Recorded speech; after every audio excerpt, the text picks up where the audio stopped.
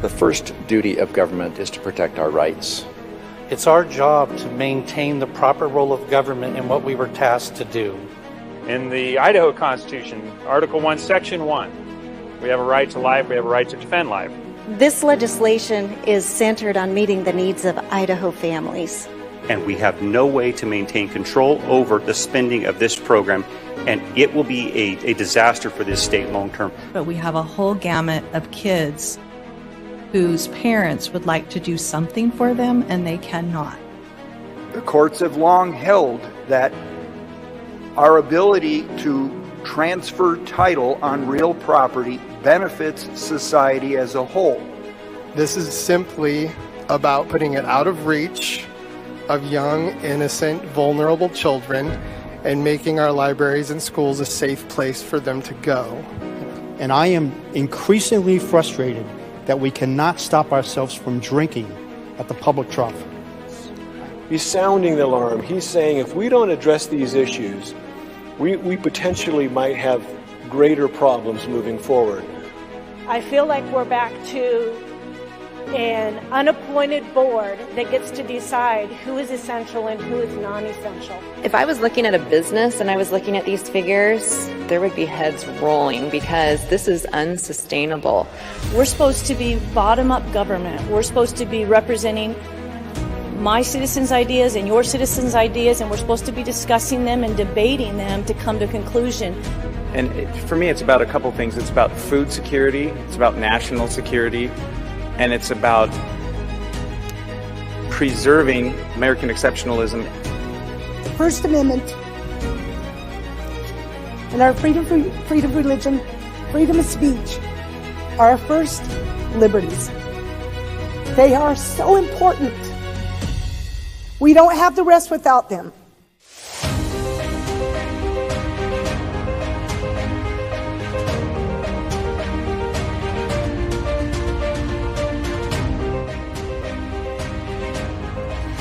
You never saw this coming, did you? You betrayed us. You betrayed us. We don't know who we can trust. Master betrayed us. That's what it was, a betrayal.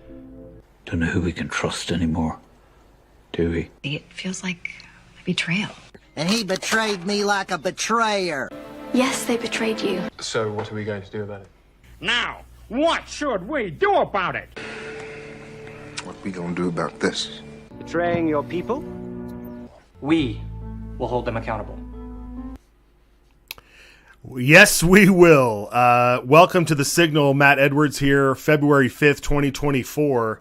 And the JFAC hijack that happened on Friday reverberated throughout the legislature over the weekend. And boy, did we discover some facts, and we are going to present them to you today. Welcome to the program. We've got a stacked show. The House and the Senate were both filled with a lot of action this morning, and we want to make sure we get that to you. There's a lot of bills to follow, a lot of stuff to raise hell about, but this budget fiasco is so important. And it may not feel important out there, but when you've got people scrambling and betraying each other and working in secret committees and working in secret behind the scenes to sabotage the budget process that has been worked on for over a year to bring transparency and to reform our budget process, this is a big story, and we are going to pound away at it, and we are going to keep digging to figure out who exactly is behind all of this so that you know exactly what's going on. So just to get you up to speed, on Friday in the Joint Finance and Appropriations Committee, this is the committee of Senate members and House members that get together and work on the budgets. They are the ones that are spending yours and mine money, okay? They are the ones in there working with the Legislative Services Office, the budget analysts that are in there. They all work together to work on these budgets, to figure out where to pull funds from, what funds are available, and they set the budgets. This process was overhauled over the past year by the chairman. Wendy Horman and Scott Grow and their team working on transparency and reforming the budget. We've been talking about it for the last couple of weeks. It has been 20 days since they passed these reformed bills, and they've been waiting to be heard upon. Some of them are on the second reading calendar in the House. We'll get to that in a second, but I want you to see what happened on Friday. This is what happened in the JFAC committee on Friday. For your presence here this morning, and we have a quorum from the House and a quorum from the Senate. And at this point, we have several items on the agenda, but we're going to go to ease first and figure out some things. So we shall return. So we are at ease. Okay, so on Friday at 8 a.m., they convened the committee, they took a roll, and then he immediately went at ease. The room stayed like this for about 15 minutes as people scrambled to figure out exactly how to continue proceeding. What had happened a half hour earlier, an hour to a half hour earlier, before this meeting went into at ease, was the bamboozle. Folks came in expecting to be voting and discussing line items, the line item budgets, for the various different departments. There's 110 agencies, 110 or so agencies that all require different budgets. So you have to go through this process one by one. And they had been working since they passed the maintenance budgets 20 days ago. They had been, or at that time, 17 days ago, they had been working on, in small groups, working on these budgets to come forward and then discuss them during these committees. What was happening behind the scenes, however, was a certain select group of politicians and lawmakers were working with analysts to come up with alternate budgets. And that's what was happening. And that Friday morning before the meeting started is when everybody found out that those alternate budgets were written. And so everybody was scrambling. And when I say everybody, I mean everybody. The looks on people's faces when they discovered what was going on was of absolute shock and betrayal. And but they proceeded anyway when they came back to committee. So when they proceeded, these motions started coming in, and on the first line item bill that they were going through, there was the original idea that everybody had been working on, which was to submit the budget as it had been working on. And Representative Tanner, who was on the show last week explaining the chaos that he discovered that morning, made a motion to pass one of these bills, the first bill on the agenda. And then he went on to the chairman asked if he wanted to explain his bill. So let's watch this clip here and see how that went down. Beginning with FY 2025, JFAC's maintenance budget, and $9,700 for 2% CEC. I move an additional $4,900 from the general fund and $4,800 from federal funds for a total of $9,700. This brings the total FY 2025 original appropriation for the drug policy to $376,200 from the general fund, $24,500 from dedicated funds, and $4,500,000 from federal funds for a total of $4,900,700 and a cap of 6 full-time equivalent positions. Thank you. We have a motion on the floor, an alternate motion. Is there a second? Second. Couple of seconds. We'll take Senator Bierke as a second. Would you like to speak further to your motion, Representative Tanner? Yes, thank you, Mr. Chairman. This motion accounts for the CEC amounts approved from JFAC on 2/1/2024 and for the reappropriation of ARPA funds to complete that grant. As well as I do want to make sure that we are pointing out that this actually is one that starts with the maintenance budget itself and not going back to the existing base. So this would follow the existing maintenance budget that was actually passed this committee already, that is actually currently on between the House or the Senate floors. Thank you. Is there an alternate substitute motion? Okay, so so Tanner tried to politely suggest that this is the bill, this is the budget that should follow once we've appropriated the money for the bills that were passed 20 days ago now, counting today, 20 days ago. And so that's where we kind of see what was going on here. And then as we explained last week on Friday, one by one, motion by motion, the members, certain members of that committee there, started ignoring those past bills and taking all that money, putting it back into these budgets so that we have one big budget for these departments where they would have to pass up or down, depending upon whether or not you wanted certain things in the budget or not. So anyway, all right. So we have some more information. We have some more information, and this comes from multiple sources. We have been double checking, and we have multiple sources of this. Senators Abby Lee and Representative Megan Blanksma. Senator Lee is the assistant majority leader of the Senate. Representative Megan Blanksma is the majority leader of the House. They were over at the JFAC committee on Friday, and they were hooting and hollering, trying to make sure that this hearing went off how they expected it to, which was the hijack.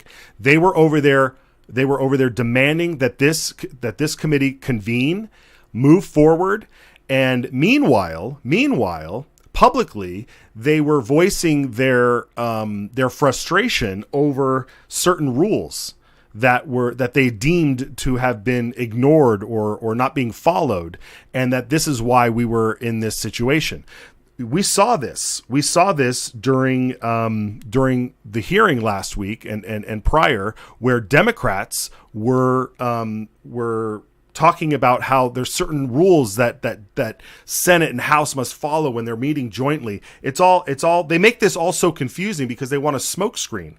They want to put up a smoke screen and divert your attention. We know how this works. We see it in action in DC, and don't think that it doesn't happen here. But we pay attention, and this is exactly what's happening right here. Okay, so they've been screaming about rules that have absolutely nothing to do with budgeting. There's something called Rule 11, which states that the Senate, when there's joint committees, the Senate is basically in charge of that committee. But as you can see, this committee has co-chairs from the House and from the Senate, and they sort of lead the committee together. We played clips multiple times of Wendy Horman talking about how this specific committee does not follow any of those rules. And you can debate whether or not that should be happening, but everything that's been going on with these budgets has been by design, by the book, and by the process. They're following the process, as is a common phrase down in that state house. Okay, so where are we now? We are looking at Senator Lee and Representative Blanksma are not on JFAC. So what are they doing down there screaming about? Who's on their side? Who's working for them? They're minions, okay? They got minions on JFAC, okay? And that is, among others, we are looking at right now Senator Dave Lent, Senator Kevin Cook, Representative Britt Braybold, and Representative James Petsky. These folks here were the ones working on making these alternate budgets. They were working, and this stuff has to have been done over time. They didn't just work on it the night before. It had to have been done over time, working with people working with analysts, unbeknownst to them what was actually going on, but working with analysts trying to get these alternate budgets that will destroy reform, that will cover up spending, that will remove the ability for transparency when we're going through these budgets. Senator Groh and Representative Horman have been working their tails off over the year, coming up with a way to make sure that you and I know exactly what's going on with our money. Okay? And these folks here who are members of JFAC these are exactly the people, along with Senator Van Burtenshaw, Senator Van Orden, Representative Bundy, Representative Furness, Representative Clay Handy, all working with Democrats This couldn't have happened without the Democrats' help. This could not have happened without the Democrats' help. So here you are. You guys want to know which Republicans are working with Democrats? You're looking at them right now. You are looking at them right now. These are your Republicans who work with Democrats to cover up transparency, to stop budget reform. That's them right there. And they're being led around by Senator Abby Lee and Representative Blanksma. These are the folks that are working with Democrats. And I will tell you, I have multiple sources who were there that day who saw these two running around demanding that this committee get back on track so that they can make these motions and pass these budgets. Okay, I need to show you just so that you're clear on what is going on, because I understand that this is confusing. When Representative Horman and Senator Scott Grow, who run JFAC, the Joint Finance Appropriations Committee,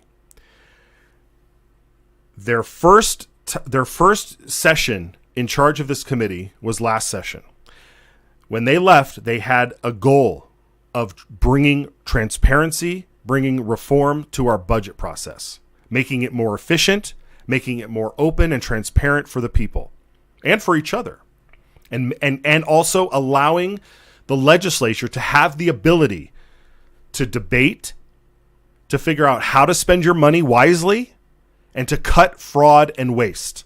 We have multiple reports coming out of money being wasted and the AG's office looking into shenanigans. In fact, you've got I sent you guys a link. Maybe we can bring up that article. There was a report that came out that the new legislature accounting software has no track of how much money the state has right now. There's something along those lines. There was an article that came up. We'll find it. That the new software that's going on doesn't even know what your money looks like.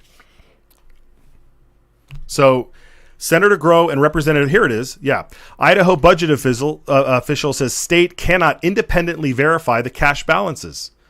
Luma is the new software transition, is the new software that they're using that they transition to. So the budget official cannot independently verify the cash balances. I mean, this is what we're talking about, folks. This is why this is such a huge deal. Okay, you've got families hurting from inflation, from taxes, from all of the ridiculous taxes that we have on the books, from property taxes to grocery taxes to income taxes to federal taxes. Okay, gas taxes, fuel, energy prices at an all-time high. It's incredible. So this is why this is so important, is to pay attention to this fight. And we're going to catch a lot of hell for this. But we're exposing these people because that's exactly what we need to do. You need to know who's working with Democrats. Do the Democrats run the Idaho legislature?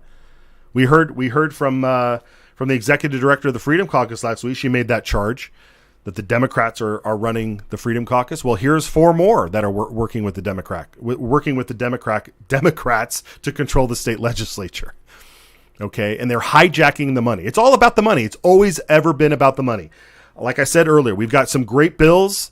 We've got great bills coming through that you could be for or against that are really important. But this is the ultimate. Okay, I want to bring in Brian Allman from the Gem State Chronicle, who's just joining us. And Brian, I know you've been paying attention to this. What do you think, sir? What are your sources telling you? What's going on out there? Well, first, apologies. Remind me what you're talking about. I just popped in. I was watching the Senate. So we are exposing right now that Senator Abby Lee and Representative Blanksma were the ones running around the Capitol on Friday morning, making sure that this hijack happened, making sure that these motions were going to go through during JFAC, these substitute motions that were being presented by these 4 here in order to undo all of the reform, all of the work on transparency, eliminating waste and fraud, that these 4 here were chief among the folks of Republicans who were working with Democrats. And a lot of this stuff there has to be some ringleaders involved. And we've identified through multiple sources that Senator Abby Lee and Representative Blanksma, both leaders in the House and Senate, were the ones out there coordinating this effort. So you have sources. Can you confirm or shed light on any more of this stuff here? Well, I haven't heard that, but it wouldn't surprise me to hear that. It seems like you have this crew of, I don't know what you call them, moderate Republicans, big spending Republicans, middle of the road Republicans, Main Street caucus Republicans that they like the status quo of, just rubber stamp the budgets, keep growing government, keep spending more, keep giving these agencies more and more power, keep transferring more power to the government, or to the governor, that is. It's interesting that you bring up Senator Abby Lee, because just a few days ago, Thursday, it was Thursday evening when I saw it, she announced that she would not be running again in District 9. So that probably gives her a little bit more freedom to do things that might otherwise imperil her possibilities of reelection. Which, if you believe in fiscal conservatism and fiscal transparency, that's probably not a good thing. It was interesting. I was at the Gem County Lincoln Day dinner a few days ago, Saturday night, and Senator Scott Grow, who's the co-chair of JFAC, he's also the senator from District 14, which includes Gem County. He explained why he pushed the new process. He said that when he first got to JFAC in 2018, he actually wondered, what's the point of this committee? It seemed like they were just rubber stamping everything the governor sent their way, and then they'd pass it along to the legislature, and the legislature would rubber stamp it, and he wondered, what's the point? Why not just skip all the formality? And which is true, Brian. That's exactly, we've heard people complain on the Senate floor that they never vote no against any of these budgets that come through. So his frustration has been felt across the board for a while, and so you're exactly right. You're exactly right. Okay, so continue. Go ahead. Well, so that he explained that that's why he and Representative Wendy Horman, the other co-chair, pushed through this new process, splitting the maintenance budgets and the new line items, allowing the legislature to vote on the maintenance budgets first and get those out of the way. Those are the required things. Constitution says that they have to fund the government, and so that would give them the opportunity to do that, and then have a real debate on spending increases rather than being held hostage to these spending increases. Otherwise, you get accused of defunding the police or defunding veterans or whatever else. Basically what they've been attacking Senator Lenny, Senator Tragel, Senator Nichols for. So they put this new process, and now obviously there was this coup on Friday, and the question is who was behind it. And obviously they had to have been organized. You showed the picture of the different members of JFAC who came in and were really spearheading it in the committee. They came in with prepared budgets and prepared motions, and you need to work with JFAC staff to get that to that point. You can't just come in and fly by the seat of your pants and go off script. You have to have it prepared. So they were preparing for this. They were working with the staff to have this ready. They were working probably amongst themselves to have this ready. And like you said, there's probably some people who were not in JFAC in Senate and House leadership who were also involved. You brought Absolutely. up Representative Megan Blanksma. Obviously, she's fairly high up in House leadership, but you've got somebody standing in her way, and Speaker Mike Moyle, who has been on board with the new transparent process. So, is this a power play against him? That's where we're headed. That's the road it seems like that they want to go down on. Which hey, we're ready to fight. We're not backing down. We're ready to fight. We got a lot of people paying attention to this stuff, and we're all sharing information. We're all confirming sources, and this is the fight. I keep telling people this morning. There's a lot of sexy bills, if you will. There's a lot of interesting bills coming through that get people riled up. But when you've got people conspiring, so many conspiring and working with Democrats to make sure that this budget process goes back to the status quo, This is a big deal. This is a very big deal. And these folks right here, I'm telling you, Brian, these folks right here, you're exactly right. They had to have been working with the LSO analysts, the budget analysts. And we're going to find out exactly who these folks are, because and that's not to put blame on the LSO analysts, because this is their job. Their job is to work with legislators to come up with their motions. Okay, this is what they do. Okay, so I maybe I'll throw it out there. If you're an LSO analyst who was working with Dave Lent or Britt Raybould or any of these folks that we mentioned earlier to come up with these alternate motions, I want to hear from you. I want to know what was going on. When did that work start?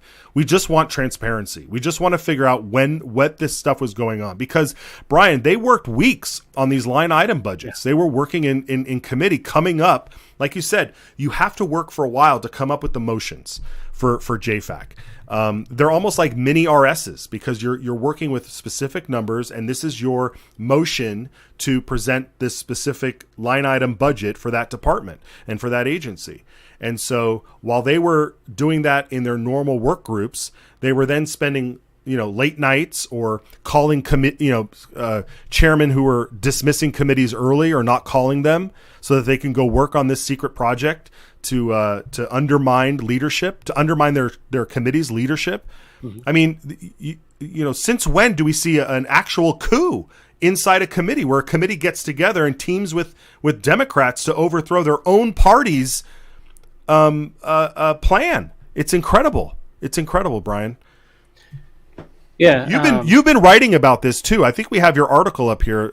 Let's see. This is your anatomy of a budgetary coup. I mean, you've been diving into this. What can you share that we haven't already covered here? I want people to be able to read this stuff and share it around. Well, with this article, I just tried to give an overview, because I reported it on Friday as it happened. And then this is, after thinking about it for a couple days, talking to different people, hearing from different people. You had Representative Tanner on last Friday, and he really, explained it well.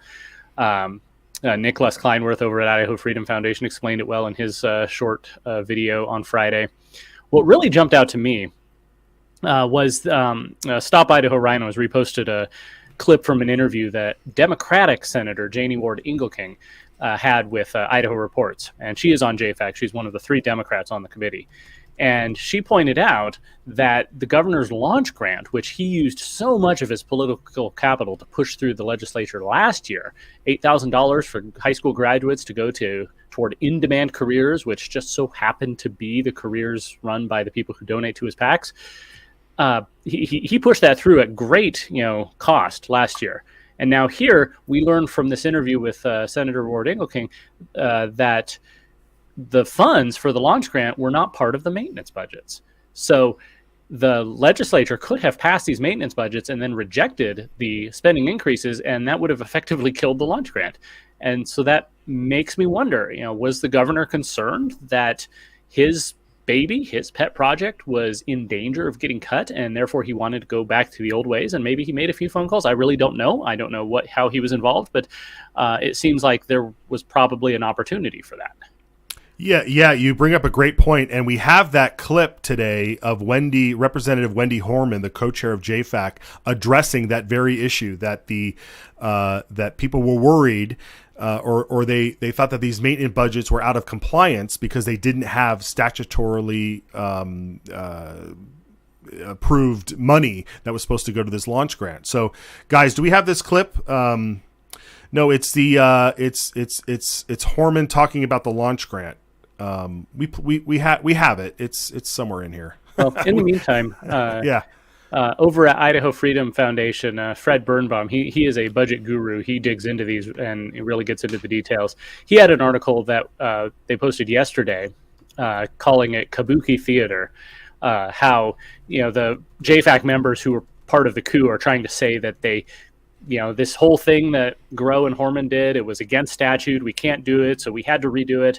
And Fred really just takes their argument apart. He goes into statute, shows exactly, where it says how the budgets have to be made, and it doesn't say anything of what they're saying. They're just trying to make excuses for their coup. Absolutely, yeah. And we saw Representative Rod Furness post out on X that, oh, well, according to the manual, those maintenance budgets were not in compliance either. The ones that they all passed 20 days ago, the ones that every Republican voted for 20 days ago were not in compliance. The ones that were following the plan that Representative Horman and Scott Grow have been working on for a year. Like you would think that they would have checked the manual that shows what they can and can't do and complied by it. So again, you're exactly right. This was just another way to deflect, to stall, to create a smoke screen. We have that clip from Horman this morning. So let's look at that. It's not very long.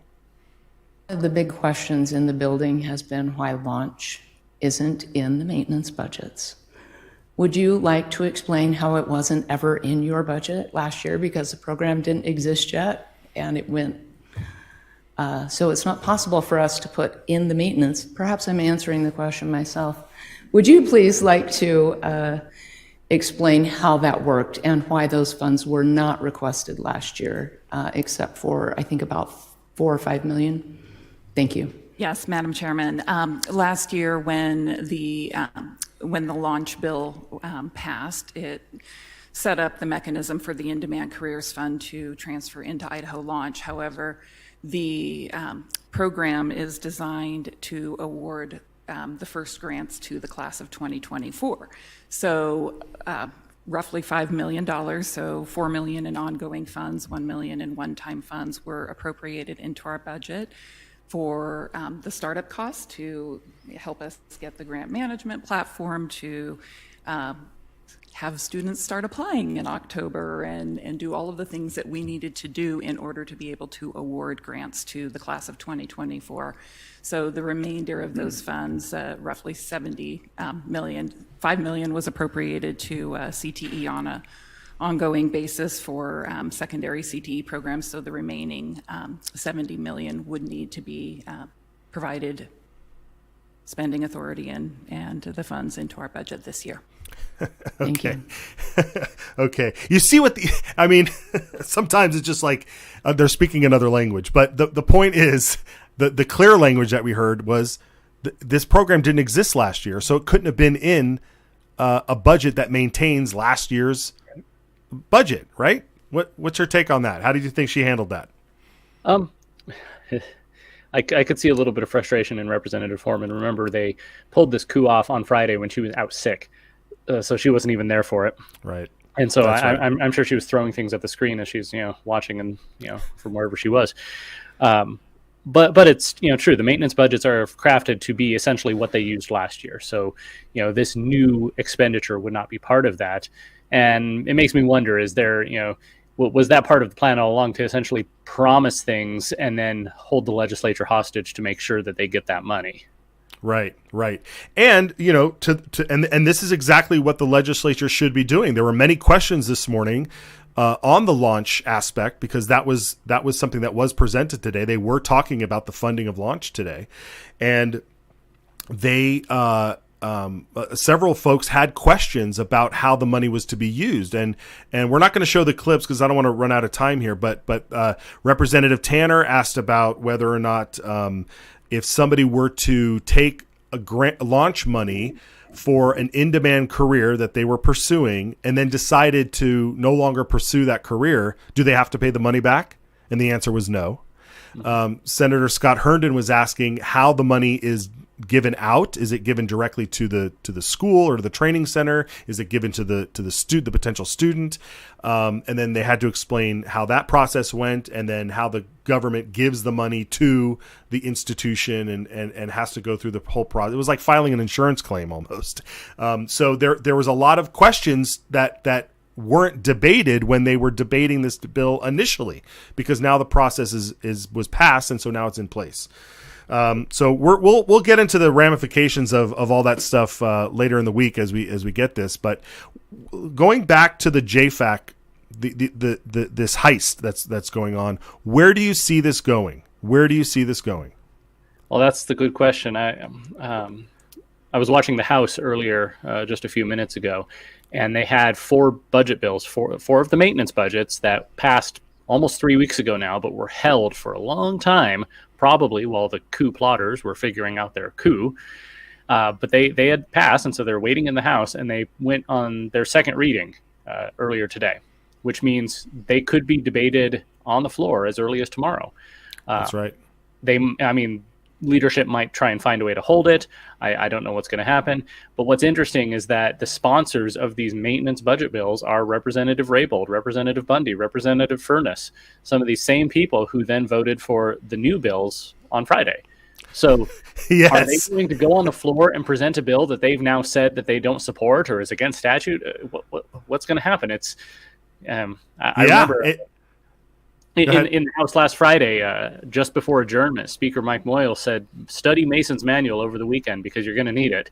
I think there's going to be some interesting maneuvering going on. We've got two sets of budgets now sitting in the House and the Senate, but the maintenance budgets are ahead on the calendar, so they should come up first. Are they going to try and kill those? Are they going to try and hide them? What's going to happen? I really have no idea. It's all going to depend on basically the will of the people in power. Whose will is stronger, who wants to win it more. It's like when you see a sports game, football game or basketball game, who wants it more? The liberty legislators who want fiscal transparency and fiscal conservatism, or the establishment folks who want to go back to the status quo so they can keep growing government? Right. Yeah. Well put there, Brian. Well put. I want to take a quick break, come back to your time at the Gem County Lincoln Day dinner. I know I cut you off while we got sidetracked when we were talking about what Grow was saying, but I want to finish hearing what you heard from Senator Grow at the Lincoln Day dinner. And then I want to hear about what you were sharing with the folks there, because I know you were the keynote speaker. So we'll take a short break and we'll be right back as we reset. There's a saying in Idaho, Esto perpetua. It is forever. But the truth is, nothing lasts forever. Not without a fight. The Gem State is ours to fight for. It is ours to win. For life and liberty. For honesty and integrity. We ride together.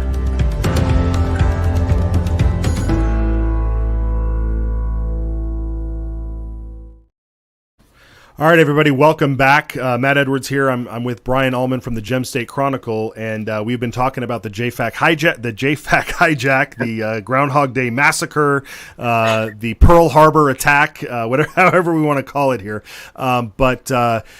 Because of this, Senator Scott Grow out of District 14, which extends up into Gem County, was at the Gem County Lincoln Day dinner over the weekend, and he shared some of his thoughts on this process. Brian was there. He was telling us about this, but I want to make sure that people understand where Senator Grow went with his comments. So, Brian, get us up to speed on what Senator Grow was talking about there. Yeah, I guess we're lucky out in District 14. We have two members of JFAC out of our three legislators. Senator Scott Grow is the chairman, and then Representative Josh Tanner is also on JFAC. And both of them in their, they were given time to speak at the Gem County Lincoln Day dinner, and both of them expressed some frustration with what was happening, how Republicans were teaming with Democrats to upend this new transparent process that they had worked so hard for. And I could tell that both of them were frustrated about it. And I think most of the crowd there at the dinner was supportive of what they were trying to do and felt their frustration. Right. So did he get frustrated enough to name names or make accusations on who was working with who? No, I did not hear him name any names. Okay. That would have been pretty spicy. But he didn't name anybody specifically. He did, like I said, he did say that when he first came to JFAC in 2018, he wondered why they were acting as the governor's rubber stamp. And of course, at that time in 2018, it would have been Governor Otter and then Governor Little. So I think he definitely wants to see the legislature regain its constitutional authority, because so many people go to Boise and think that they work for leadership or they work for the governor, but that's not the case. The governor is one branch of government and the legislature is another. They're co-equal. They both have constitutional jobs to play, and the governor submits a budget, but the legislature ultimately decides on the budget. And so they shouldn't be rubber stamping. And this new process that they rolled out, I thought was a great idea to bring back not only conservatism and transparency, but also restore the balance of power in our government. Yeah, I've been talking with some folks that I know across the country, nationally, or who are in other states and that sort of thing. And when I explained to them what this new budget reform process was bringing to our state and how it would work, they they were amazed. They thought this is a great idea, and we just, when we look at Washington and how they have these omnibus bills that just are the true devil of our country, these giant one vote up or down bill on funding trillions of dollars of spending, with no line item vetoes, with no ability to debate things. It's all up or down. When we are able to have that here in our state, at least set us on a course to be able to do that sort of thing. And then you see Republicans working with Democrats to bring us back to the status quo, to bring us back to the place that even Senator Groh recognizes was a huge problem. This isn't somebody who's screaming from the rooftops about transparency and government accountability like you see some of the Freedom Caucus folks do. But this is why we play that Goonies clip, because I think there's a lot of folks out there that are realizing that they're standing there at that bucket, and they're either going to continue the fight, and they're either going to continue going as far as they can to save their state, or they're going to go up and right up that bucket and go back to Troy and go back to the status quo. And this is exactly why we play this clip and why we show that some of these folks who don't think that they're Goonies are actually Goonies, and they're going to do the right thing. I have a feeling they're going to do the right thing, because the betrayal that happened today was atrocious. Okay. I want to hear what you were the keynote speaker at the Lincoln Day. Give us a rundown of what you shared with the folks there, because this is fantastic.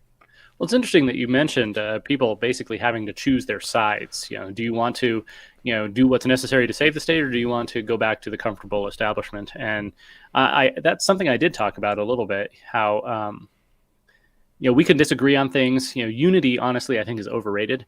Unity, when it means everybody shutting up and sacrificing their principles, is not a good thing. Communist China is unified because they outlaw opposition parties.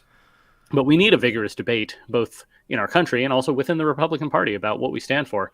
And sometimes you might say some incendiary things during the election campaign, but then it's time to get things done in the legislature, and you've got to work with some people. So I urge people to have a thick skin, don't hold grudges, keep lines of communication open, but still maintain your principles.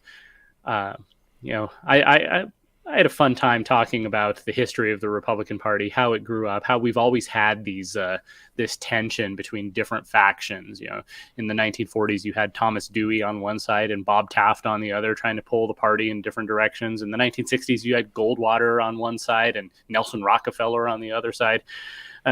One thing I didn't mention in the speech, but I could have, is that Barry Goldwater was, considered an extreme conservative in 1964 when he ran for president, and Lyndon Johnson crushed him. He convinced the country that if Goldwater got into office, we'd be in nuclear war. So you might say that maybe, okay, that's a lesson that you shouldn't be too extreme, but what came out of the Goldwater campaign was an actor who had turned into a public speaker, who went on to become governor of California and then president, Ronald Reagan. He, really made his first connection with Republican voters by campaigning for Goldwater. And so sometimes out of the ashes of something that seems to be a lost cause comes something that will, flower later. So, just looking back at some of the things that the Republican Party has been through and stood for and how it got its start, obviously it was founded in the years leading up to the Civil War as our country was more divided than ever. And one thing I did is I read out from the original Republican platform, which talked about a lot about bleeding Kansas, which was where you had Kansas, was it going to be a free state or a slave state? And you had people coming in from both sides and roughing each other up, even murdering each other. That's where John Brown really started his reign of terror. And so the Republican platform called that out and said things like, it's been invaded by an armed force, that the right of the people to keep and bear arms has been infringed. Freedom of speech has been abridged. Murders, robberies, and arsons have been encouraged, and the offenders allowed to go unpunished. And I thought, that sounds a lot like today. We're seeing the same things play out. We're seeing, BLM and Antifa get encouraged to go out and riot and arson and assault people, and then they're unpunished. In fact, oftentimes they're paid off. I just saw the city of Seattle is paying rioters millions of dollars. New York did the same thing. Meanwhile, people who protest on behalf of, maybe Donald Trump or what they consider to be a stolen election, they get thrown away and or locked up and the key thrown away. And their rights of due process are violated, and they're subject to harsh penalties. So we're seeing the same battles, and we just have to go back to timeless principles: life, liberty, pursuit of happiness, and hold to those and apply those to our new situations. Yeah, well put. I'm sure the folks at that Lincoln Day dinner got a real treat having you there, Brian. All right. Well, thank you for joining us and going through this stuff here, because you definitely have a great analysis, and I want to make sure that people follow you over there at Gem State Chronicle. So give us your handles, give us your websites. Where can we find you, Brian? Well, go to Gem State Chronicle first. That's where everything gets posted. Find me on Twitter at Gem State Brian. I've been doing some live tweets, live updates of various legislative proceedings. And then if you want to subscribe, support my work, go to gemstate.substack.com. Fantastic. All right, Brian Allman, thank you so much. We'll have you back. Thank you, Matt. All right, folks. I am. I need you to contact your legislatures. I need you to go to the legislative website. You can also go to standings.citizensallianceidaho.org and put in your address and find out exactly who represents you, your two representatives and a senator. And you call them and you tell them that when these budgets, the ones that have been sitting around for 20 days, when these budgets come up on the floor for a vote, that you want them to vote for transparency, for budget reform. This has been, good conservatives have been working on this in the state legislature, and they've been betrayed. They've been betrayed by their own party members who are working with Democrats in order to crush transparency and reform. These are the folks, these are the members of JFAC who have worked with Democrats, and this isn't all of them, but this is the four. We're calling them, what do they call them in U.S. Congress? The Gang of Four. I know that's not the proper term, but these are the saboteurs. Okay, these are the ringleaders. We've been talking to a lot of folks, a lot of sources, and these are the folks that are really. This is not who people think they people across the country, they find it surprising that Idaho is having a sort of blue wave of infiltration in such a ruby red state, a state that went 90% for Donald Trump in 2020 and 2016, the state that has a super majority of Republicans across all the major statewide offices and in the state legislature. Folks, where we pass bills, we're a Second Amendment state, we're a pro-life state, and all of the things that people look to what they think a red state would be, a conservative state. Yet it's not. It's not. Idaho was ranked in one of these legislative watchdog groups as there's a lot of fake Republican ideologues. They're not Republicans. They're not what the Republican platform puts out there. And I'm not here to be an apologist for Republicans. I'm here to just simply shine a light that when people are deceiving, when they're not telling you the truth, we're gonna highlight a certain Republican senator here in the coming days or weeks who told folks that when you're trying to figure out which party to belong to, look at the demographic of your town or your district. And if you're that, and if the majority of it is Republican, then guess what? You're a Republican because you need to be elected. Is that how you choose to be a party? To look around and say what is everybody else registered as, and I'm going to be that, and then deceive my way to power? It's unbelievable. So okay, so I need you to contact your legislatures. I need you to tell them that you are all about reform, you are all about transparency, and this is the way forward. This is the way to keep track of our money. So please do that. Okay. This morning, I think we have time to kind of cover this, because I had said that there's some shiny objects out there, these bills that you can either love or hate. And a couple of them were before some committees today. So we're going to take a short break. We will come back and we will give you a quick update on some of these bills. We'll be right back. All Idaho lawmakers swear an oath to support the Idaho and U.S. constitutions. But how's that working out for you? Because not all Idaho lawmakers share the same values. That's where the Citizens Alliance of Idaho pledge comes in. 10 statements inspired by those two founding documents that are designed to preserve our shared values. Values such as education freedom, safeguarding free speech, defending our protected right to self-defense, and being responsible stewards of taxpayer dollars. When a lawmaker signs the pledge, they are performing an act of political courage, accepting the challenge to be a champion for our values, and serving with political integrity. To find out if your lawmaker signed the pledge, visit idahopledge.com. Paid for by Citizens Alliance of Idaho. We ride together. Okay, we won't listen into this clip, but I just want to have it up on the screen just so that you got faces to names here. So I'll you can just bring up the clips here with no audio. But this morning, Representative Jason Gallagher out of District 9 was in front of House State Affairs Committee today with the mask mandate bill. This would prohibit state agencies from mandating masks. And when she was there on her print hearing, she was getting a lot of pushback, from having what happens if someone's in police custody and they're spitting, or they have tuberculosis or something like that. Like we can't force them to put a mask. We can't force to put a mask on them. Or if somebody required a mask at their work at a workplace, because the work was you should be wearing a mask to keep out certain particles. When you're doing certain construction work and the like. And so once again, just to reframe this bill is designed to stop government agencies from forcing the public to wear a mask in order to be in public, in order to engage in government services during a pandemic. It's what we all walked through. Okay. So whatever the bill needs to say in order to prevent governments from telling normal people that they have to wear a mask, that's what this bill is doing. And so she was able to address this. It went through the committee today. It was it came out of committee, and we'll move on to the next to its next step. So that's a good sign. The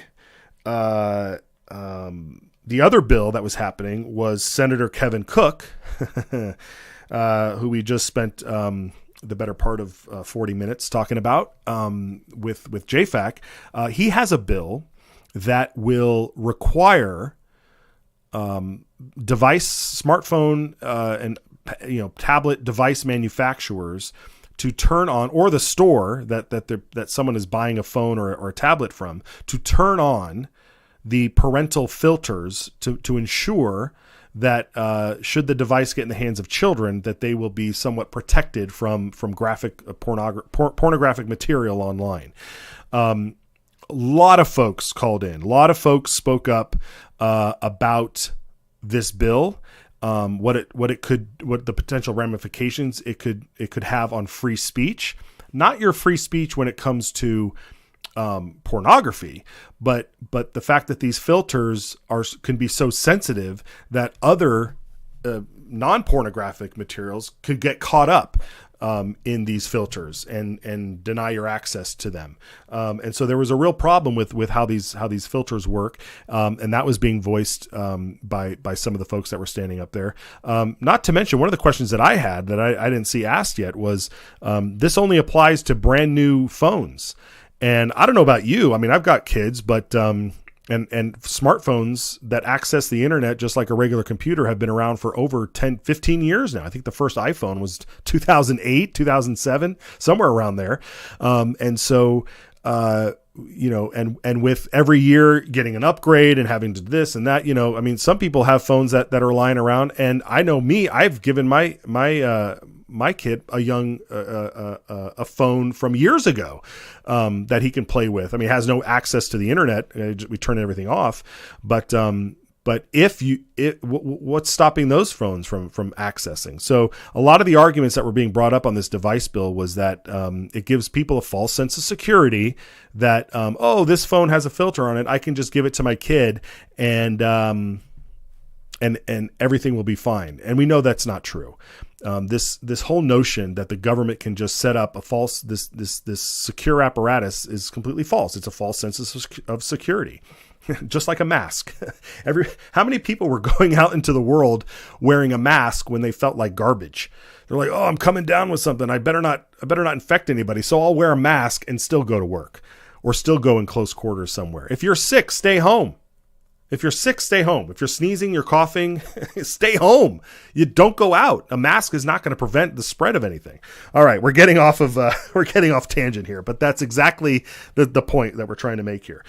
There is an alternate bill that is going to tackle this same problem when it comes to exposing children with to graphic pornography online, and that bill was presented by Representative Price and Representative Young last week, which will hold the distributors and the makers of pornography, hold them accountable.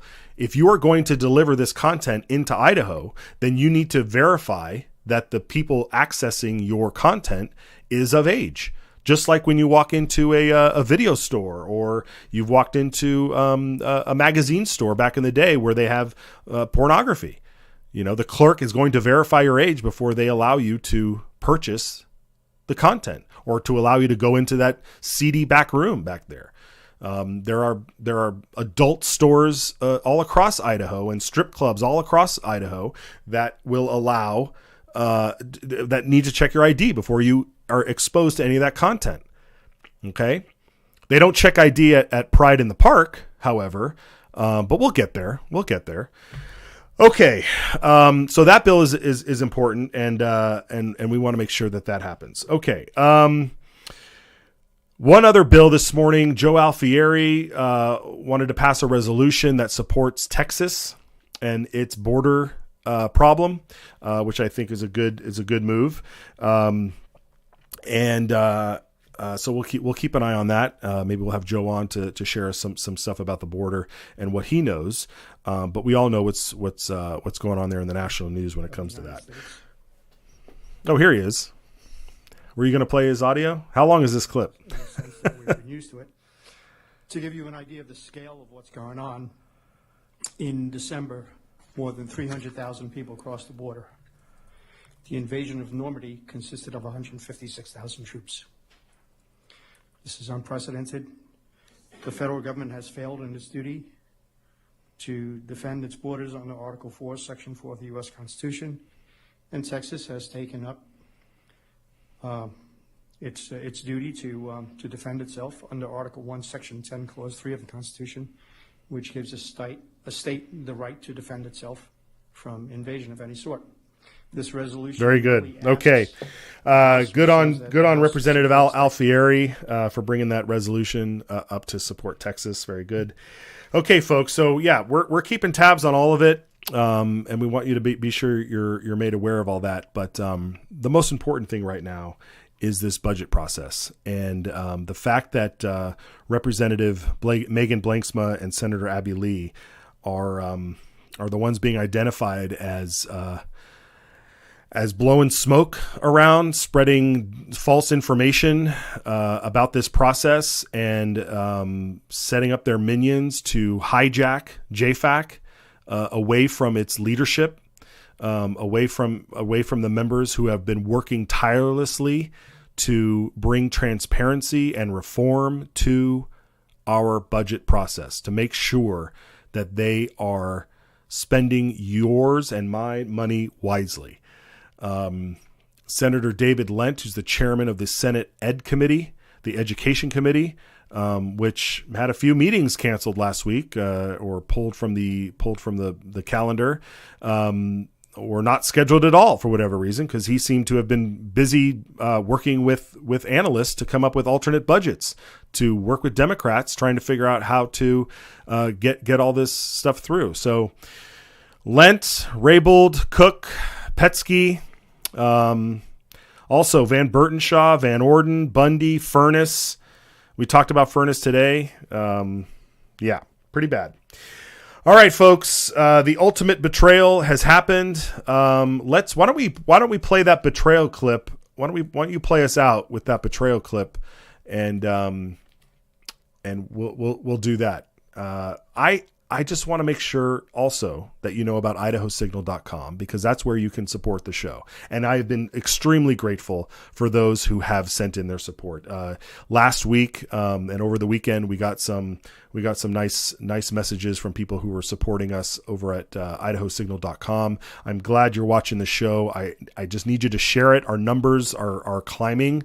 Over the weekend, we saw a big spike in follows over on Rumble. We've got some good numbers coming in on certain clips from our channel over on YouTube. And of course, X is always blowing up with this stuff. So I appreciate you doing that. We will be back hopefully tomorrow if we didn't piss off too many people today, and continue this fight. Thanks, and we'll see you next time. You never saw this coming, did you? You betrayed us. You betrayed us. We don't know who we can trust.